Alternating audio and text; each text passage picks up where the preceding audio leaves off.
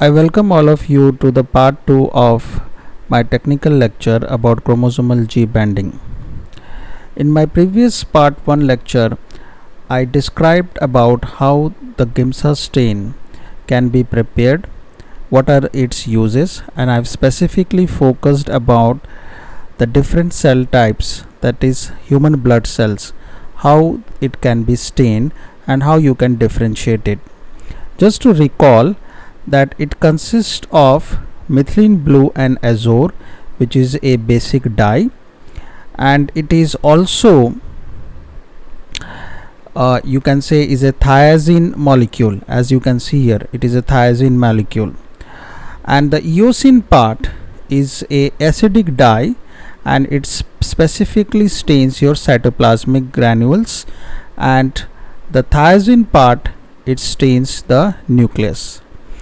I've also mentioned that this Giemsa stain is used for the chromosome karyotyping or G banding, and it's specifically having more preference for the AT regions, that is adenine and thymine and the phosphate groups. Here if we look that how this complex is been formed, so this complex, it's basically formed in a molar ratio of 2:1. So the small molecule of the thiazine, it intercalates between the bases of the DNA, and in this way there will be very slow diffusion of the basic dye eosine.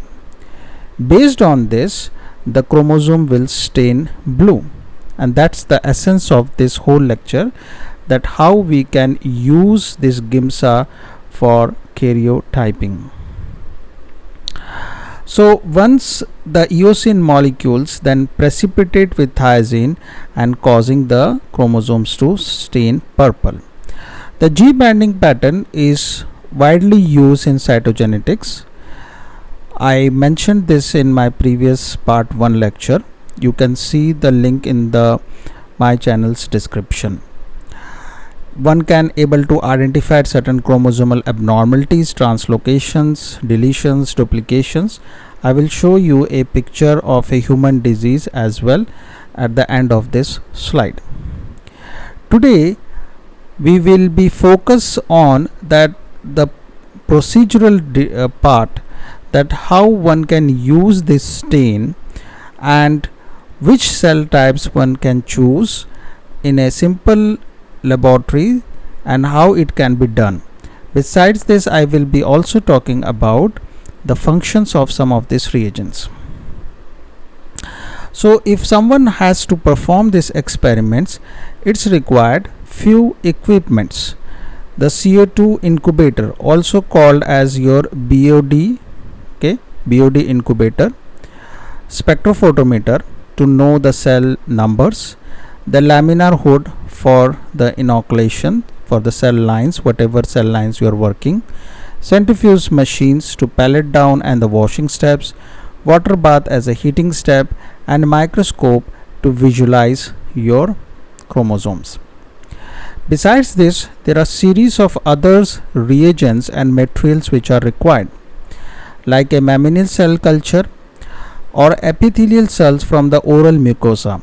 I will be describing this with a paper in which they have shown that it can be easily isolated from the buccal cavity. One can stain them and then it can be used without even buying any cell culture. It can be preserved also. I will show and share the link with you as well. Besides this, you need some buffer like the phosphate buffer, the Hanks balanced salt solution, the culture medium. Now there is two culture medium I have talked about, that is DMEM and RPMI. Both are widely used, but depending upon your cell types it might differ.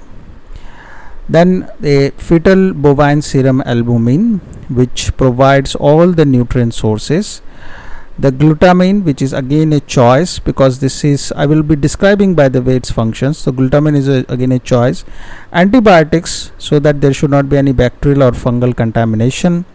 Your colchicine or colchicine, which is used to arrest the cell division. Giemsa stain, obviously, which we are going to use. Fixative agents, T-flags for the growing, trypsin for the digestion of the nucleoprotein complexes, the KCl, which is a hypotonic solution. Besides that, several gloves, pipettes, Copeland jars, glycerine or permount for mounting microfiche tubes, and RNase is required. Now let's look into the equipment parts. I have mentioned this in my one of the lectures, in which I have described about if someone is interested in knowing the cell size, if they want to measure with the ocular and the stage micrometer, how it can be done. In that lecture also I have given the descriptions of these equipments. If you are visiting this first time, so for this also I have shown the pictures of this. So you can see here, this is a BOD incubator. This requires obviously the carbon dioxide, like 2 to 5% is required for the cell cultures. Then a spectrophotometers for the taking the readings. This is a laminar hood. Okay, again I just want to make a note here, we are not promoting any company for the reagents, neither for the equipment. It is a totally an educational video. Then a centrifuge machines, a refrigerated centrifugation machine will be a much preferred one. A water bath, somewhere it looks like this. This is a microscope. This basic features of the microscopes I have also mentioned, like the eyepiece, the objective lens, the focusing is also mentioned in the I will give the description in my channel link. You can visit if you want more information. Now let's look into the functions of some of these reagents. Now most of the protocols which is available online, what I have observed, those protocols is basically talking about the reagents, but they do not talk about why it is being used. So in this lecture you will also find out some of the functions, major functions of these reagents which you are using or want to use in the laboratory condition, like DMEM. This is again provided by several companies. One can prepare in the laboratory with the ingredients, but people usually prefer to buy from a company. Now these are used for a primary fibroblast or neural cells. The other medium which is also widely used is the RPMI, which is for human cell lines. Several cell lines successfully has been grown. RPMI medium is also used for certain MIC measurements as well. Okay, so like carcinoma, HeLa, Jurkat, again different sizes, different composition, like with glutamine, without glutamine, with antibiotic, without antibiotics, is widely available. Then we will be using the Coalcimide. Now why we are using a Coalcimide, I briefly talked about when I was enlisting those reagents. It is to arrest the cell division. Okay, so that's the reason we are using a Coalcimide. The second one is a trypsin. The trypsin is a proteolytic enzymes which denatures your euchromatin histones in DNA. So that's why if this is your chromosome, if I'm trying to describe here, so you will get, and I will show you pictures also, that like the bands. So you will get a light color and a dark color band, something like this. So if it is a light color band, it's mostly shows you the euchromatin region, and if you are getting a dark color band, then it is mostly a heterochromatin. Now what is euchromatin and heterochromatin? Euchromatin is transcriptionally active, heterochromatin is transcriptionally inactive. Let me remove this. Then you require the Giemsa, obviously the stain which we are using it. Now as I mentioned, it's stained dark, the euchromatin region, because of the trypsin digestion, and the heterochromatin light. The fetal serum albumin, which is a growth supplement used widely. Now if you look into the FBS, now it consists of thousands of the ingredients, provides the proteins, the buffering conditions, hormones, enzymes which is necessary for in vitro culture. People use glutamine. Glutamine is a most widely available amino acid, can also be used as a source of energy, but it is depends upon the cell types. If it is mentioned for the cell lines which you are working, then you use the glutamine. In some places it is not been used as well. Now let's look into the, so that is a brief introduction about the reagents. Now let's look into the collections of the epithelial cells from oral mucosa. I have taken this picture from the link, that is the DOI. You can visit to this. Now in this picture, what they are basically showing is that using the dental brush, one can take from the pallets the cell types, and then this cell types is put into your wash buffers, and then it can be centrifuged at 8000 for G for 10 minutes, and then can be transferred into the culture plate. And in this culture plate you have to add your media components depending upon the cell types. Like for example, if you are using the cheek cells, then either the DMEM or RPMI medium can be used for that. So there is no need for actually a cell lines to be bought. In this paper they have also shown the viability, because it consists of dead and live cell. They have done the MTT assay, they have immunofluorescence, they have shown the keratins which is present, the different cell types, and in fact they have shown by staining procedure that how it looks like. The idea to show you here is that one can use this oral mucosa cells, and this oral mucosa cells or the buccal cells or the cheek cells can be used in a laboratory setting for G banding. Now if you look into the procedural details, now whatever the cell lines, or if you are using a cheek cells, then one can use this, and they are first actually suspended after the collection of the tissues, washing steps obviously, and the washing is usually done with the presence of antibiotics like penicillin, amphotericin B or streptomycin to limit the growth of the bacteria. After this, a 10 to power roughly 6 cells can be used, and then added the coelcimid and incubate the cell types for 45 minutes to 60 minutes in 5% of CO2 incubator or BOD incubator. After this, the suspended cells is suspended in the PBS, and then they are centrifuged to remove any supernatant. So what you are getting in the pellet is your cells. Now at this stage you are adding the hypotonic solution, that is potassium chloride. One can warm with the use of the water bath, and then one can basically mix your components. Now at this stage you are using this hypotonic solution is kind of lysing your cells. The next steps, which includes the centrifugations, and then after this you use the fixative agent. Now again this fixative agent, like some people prefer to use a different concentrations of ethanol like 50, 60 or 70%, but here what I am mentioning here is in a ratio of 3:1 of the Carnot's fixative, which is a methanol and glacial acetic acid. After this step, one has to get rid of the coelcimid, the potassium chloride and the buffer. So the washing steps is been done. Usually the centrifugal force which is used at 2000 to 3000 G at 2 minutes is sufficient.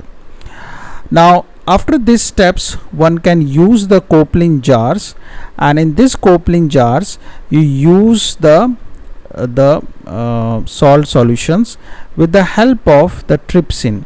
At this, the trypsin which is added at this step, This trypsin is basically removing your nucleoprotein complex. Then give a washing step, and after washing steps one can resuspend in the fetal bovine serum and then again give the washing steps. So one how to do this, like you use the Copeland jars. The Copeland jars is like this. You place, after the fixing of the cells, you can keep your cells over here, then transfer subsequent to this like this, and this 4 jars you can keep kept like that. The next step is to prepare the GIMSA. Now in my part 1 video I have mentioned that how one can make the stock solution, which can be kept for 1 or 2 months, and then one has to dilute for the working solution, because that is a 10x GIMSA. You can visit to this link to get more description about that. Then you can prepare the fresh GIMSA stain. Now you are going to add this, and the chemistry which I mentioned in the beginning, if you recall, that the dye which is going to bind with your chromatin. Now then you place the slides on a staining rack, cover and let it be for a around like 5 to 10 minutes over there. Then as you can see, the staining solution for 5 minutes. Then you wash this in PBS or HBSS buffer. Then you dry it for at least 5 to 10 minutes, and after drying of this, then you can add glycerin or Permount with the cover slip and then observe your chromosome. This is the whole process from the time as of your procedural steps which I was mentioning: collection of the cell types, growing the cell types, using a series of steps. Now you can observe your chromosome pattern or G banding pattern, and it's more or less will look like this. In this particular case, if you look into that, you will get all the chromosomes like this. Now in this chromosome you have to probably categorized based on the length of the chromosome, one can do, and as well as on the basis of the centromere position. So that's how they have categorized. Like for example, sorry, one can use the acrocentric chromosome, like in case of the humans, like the chromosome number 13, 14, 15, 21 and 22. These are the acrocentric chromosomes. So one can use this information, can see and categorize them. This picture they have also shown that at this chromosome number 11 there is a extra arm. So this is the beauty of your GIMSA stain, that you can able to differentiate for any chromosomal abnormalities. Now there is one very good paper, you can, I just for your knowledge purpose I am just quoting here, you can visit to this. But essentially what they have shown in this paper, that one can use the GIMSA pattern or the GIMSA staining G banding, and they have collected this information, and it was based on an in silico work. They have not done any staining. The information which is available, they categorized and confirmed that the regions which are lightly stained, like this regions which are lightly stained, these are mostly the euchromatin regions, and the regions which are darkly stained, those are the heterochromatin regions. So one can give some kind of treatments to the cell types. The banding pattern might change because of the activation of different transcriptional profile. One of the other application of this G banding pattern is been shown in this particular picture. Like if you observe here, like chromosome number 1, all are the homologous chromosome is shown, and as well as your sister chromatids. Now you will find here there is one extra chromosome as well. This extra chromosome, now this individual becomes XXY. In normally female are XX and males are X and Y, Now if someone is having an extra piece of chromosome which is called as a trisomy, then this person is having a sex aneuploids and suffering from a disease which is called as Klinefelter syndrome. Similarly, someone who is having an extra piece of say chromosome number 21, let's say like here, if we are saying here, this particular individual probably is affected from Down syndrome. A deletion pattern, if one can observe by the G banding pattern, and say let's say chromosome number 5 there is a deletion, that particular person can be suffered from a Cry-Do-Chat syndrome. So this is a application of your G banding pattern. So friends, I will stop here, and let me before stopping I will summarize so far what I have said. In today's lecture, which is a part 2 lecture of my series of Giemsa staining, I have described about the principle of this method. I have shown you that what are the equipments which is required if one has to perform this experiment in laboratory setting, which type of cells or cell lines can be used, the functional relevance of the reagents which is used in the experiment has also been briefly mentioned, and I have also shown the procedural details in a stepwise process to get a successful G banding pattern. How your experiment will look like I have also mentioned, and the application and implication of this karyotype or ideogram is some places you will also find has been revealed to you. If you like my video and if you're interested in this type of videos in future, I will request you to please subscribe to my channel. Thank you very much.